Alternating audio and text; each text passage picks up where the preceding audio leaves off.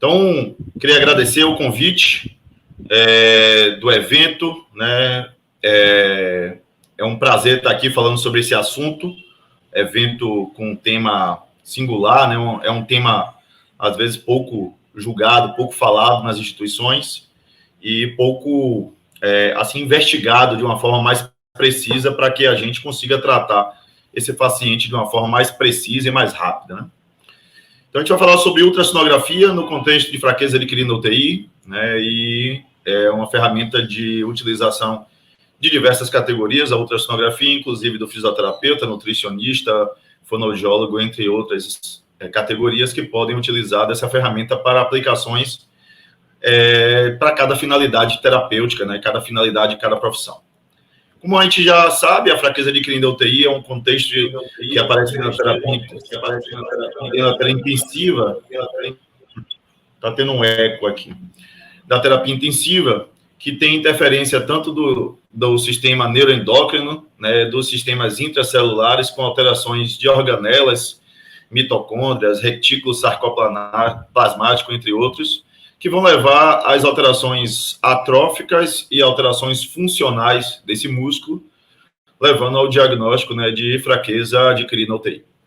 A ultrassonografia ela serve, no contexto da fraqueza adquirida na UTI, para avaliar a arquitetura e a qualidade desse músculo de forma simples, segura, indolor e sem radiação alguma.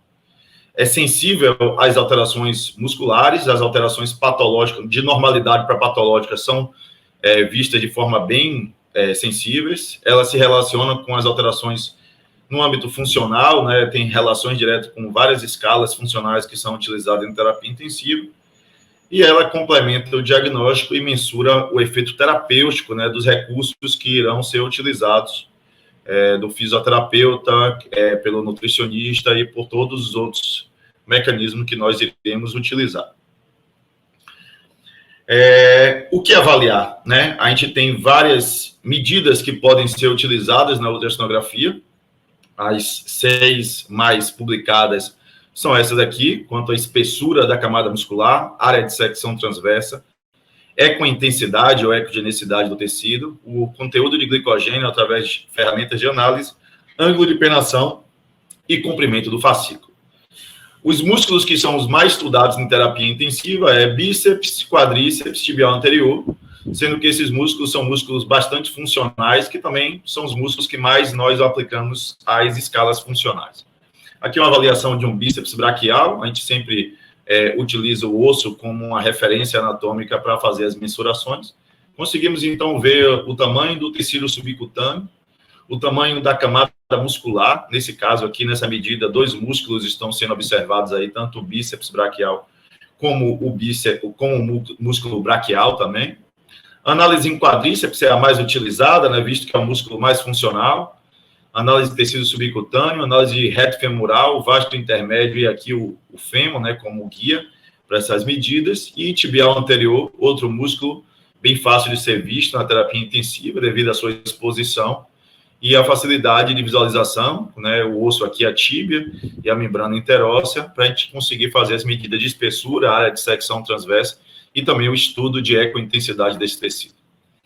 O músculo saudável, ele tem um sinal, assim como vários sinais que apresentam na ultrassonografia pulmonar, diafragmática.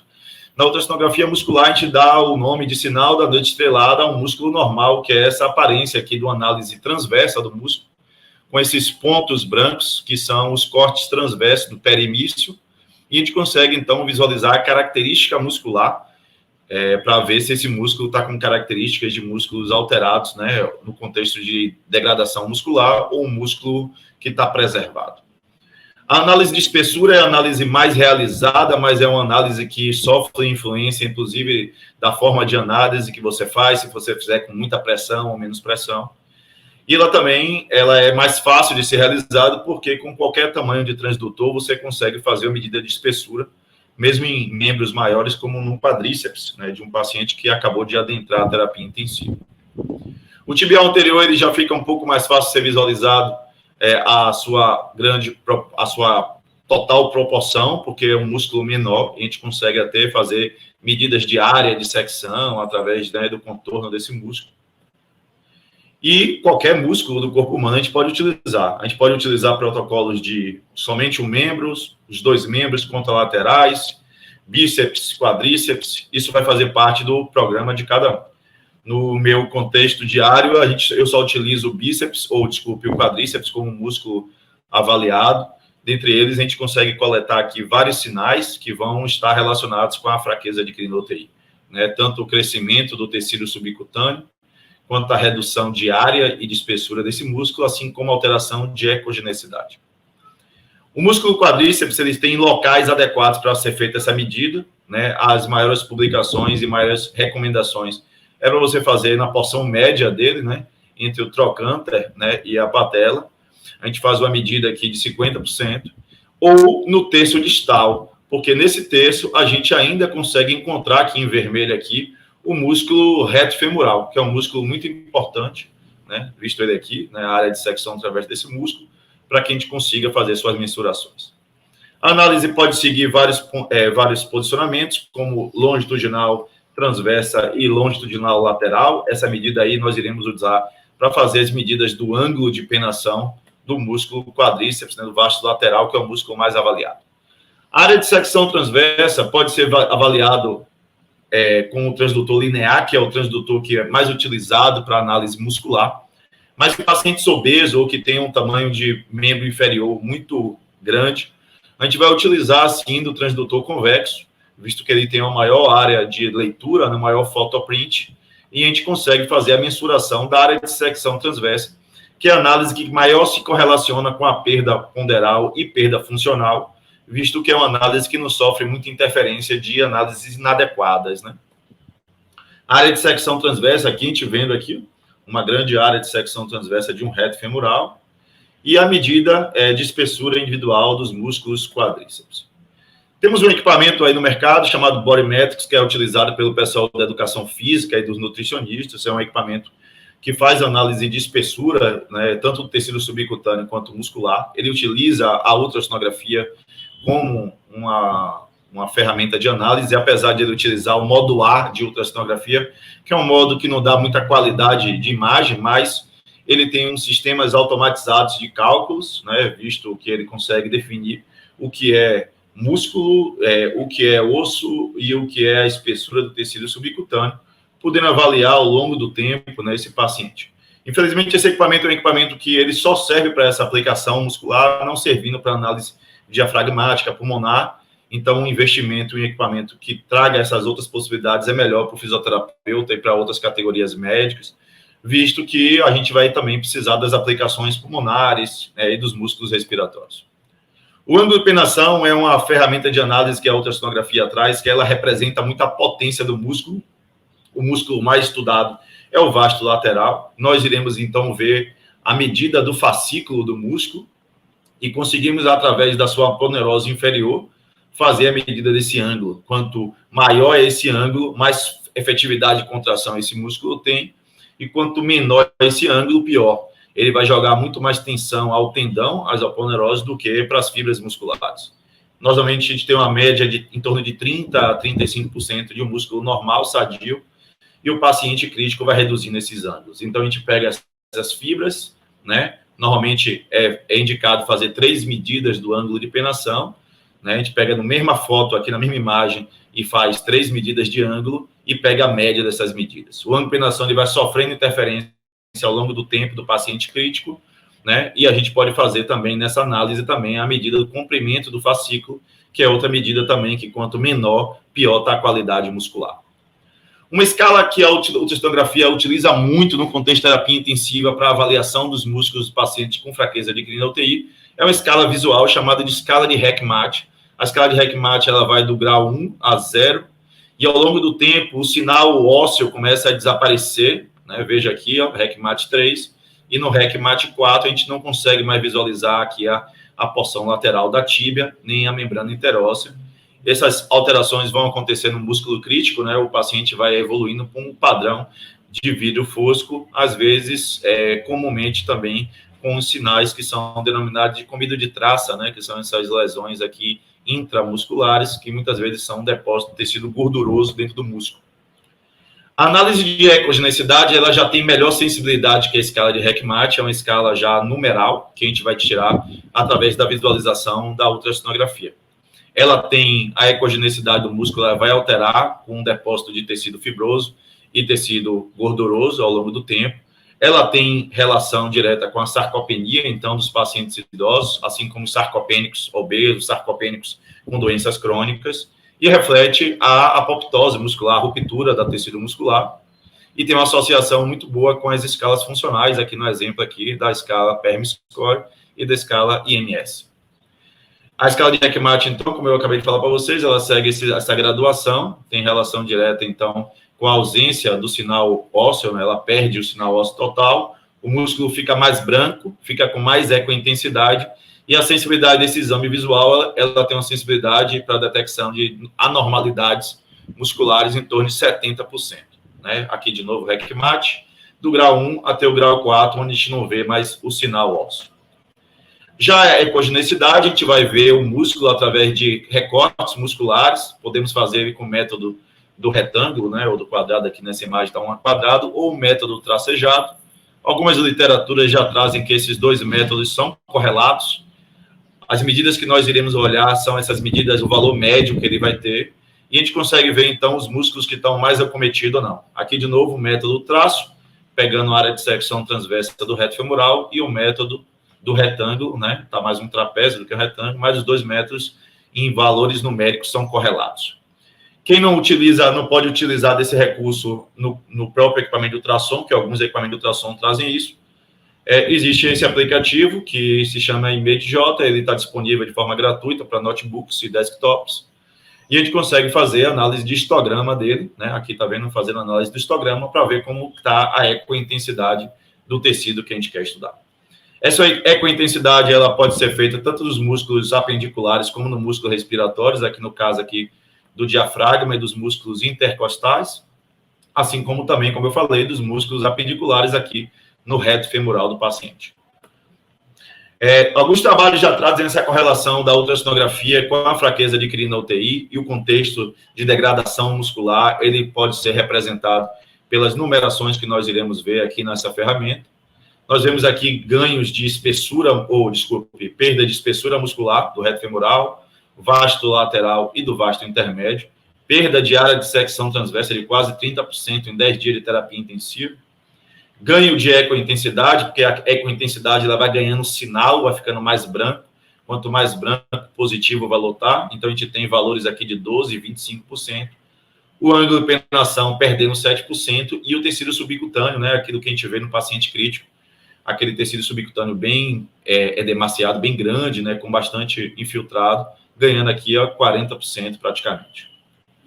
Essa correlação dos pacientes em terapia intensiva séptica com essa perda muscular tem uma relação melhor com a área de secção transversa, que é um dos valores mais fidedignos para a perda ponderal dentro da terapia intensiva. A ultrassonografia, ela se correlaciona bem com os exames de tomografia de tórax, de membros, e ela é superior à bioimpedância para análise no paciente crítico, para análise muscular.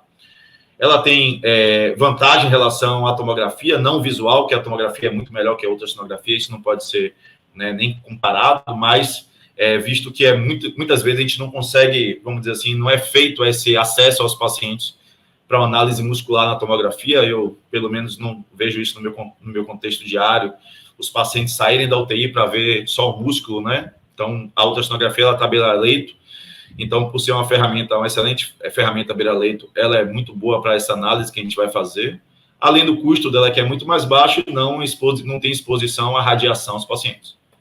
Quanto à bioimpedância, a ultrassonografia é muito superior à bioimpedância, já foram feitos alguns outros testes clínicos, né, que a ultrassonografia ela tem a possibilidade de avaliar, sim, músculo de forma específica, e a bioimpedância perde um pouco disso. Nós temos, então, a análise quantitativa e qualitativa através dessas variáveis, área de secção transversa, espessura e volume, tendo valores aqui de desfechos, né, duros no contexto paciente crítico, né, a perda muscular leva à mortalidade, tempo de ventilação mecânica, hospitalização e no UTI, e a gente vê que as análises qualitativas, que é ângulo de penação, comprimento de fascículo, elastografia e esses valores aqui que estão correlacionados a ecointensidade estão mais relacionados ao âmbito funcional e aos desfechos, né, os desfechos desse paciente na terapia intensiva. A gente vê, então, que o paciente crítico, ele perde gradativamente os músculos, né, a gente vê aqui uma perda ponderal do reto femoral e do tibial anterior desses músculos, né, eles vão perdendo gradativamente área de secção transversa da admissão ao longo do tempo, e eles vão ganhando ecointensidade, né, ficando muito mais ecointenso ao longo dos dias. Uma ferramenta bem interessante que a ultrassonografia tem também, através desse aplicativo chamado Muscle Sound, é a possibilidade de avaliar a quantidade de glicogênio dos músculos, dando valores numéricos para a quantidade de glicogênio. O glicogênio ele tem uma relação direta com a quantidade de energia que a gente vai ter para se dispor, até para fazer os recursos de reabilitação que a gente vai precisar. É necessário que a gente tenha acúmulos e armazenamento de glicogênio, mas o paciente crítico é um paciente que ele perde essa capacidade de armazenamento desse músculo, ou dessa substância dentro do músculo, desfavorecendo, assim, a qualidade e a contração muscular desses pacientes. A gente precisa desses estoques de glicogênio, né? Isso tem a ver com todas as questões, né, do retículo sarcoplasmático desse músculo, da liberação e captação, né, do cálcio, para que a gente tenha efetividade também nessa contração. A gente vê que o paciente crítico aqui, ó, na score aqui, é o paciente que tem menor score de glicogênio, chegando a alguns trabalhos científicos a 0, né? E os atletas, né, durante o seu repouso, têm valores aqui entre 73 e 90, que é o score maior dessa escala. Como a gente fala, a escala de Heckmate ela é bem estudada, né, para pacientes, né, severos, né, com sepse, e é uma escala visual de análise, ela tem relação direta com alterações também que vão acontecer na eletromiografia e também na biópsia muscular dos pacientes. Então, quanto um músculo está alterado visivelmente, né, a gente observa esse músculo visivelmente alterado, ele tem impacto também nas outras ferramentas de análise diagnósticas, né? A gente vê aqui uma análise de um paciente séptico e um paciente normal em exames, né, mais rebuscados, e a ultrassonografia também mostrando isso, né? O músculo normal, sinal da estrelada, e o músculo alterado com esse sinal do vírus fosco aqui que está acontecendo.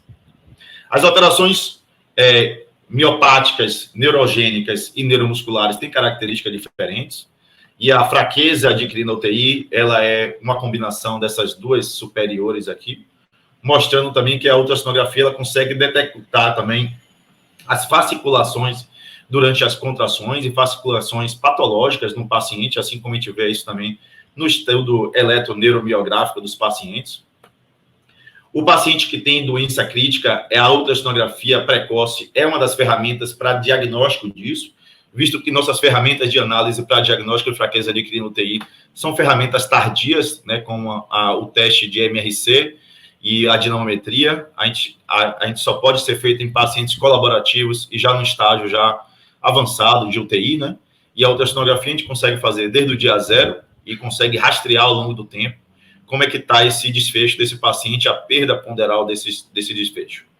A gente vê que ela tem uma relação de ferramentas, como essas ferramentas, como o MRC, força de tensão palmar e escalas funcionais, como FSS. Então, as alterações na ultrassonografia, ela tem uma correlação muito boa com a funcionalidade.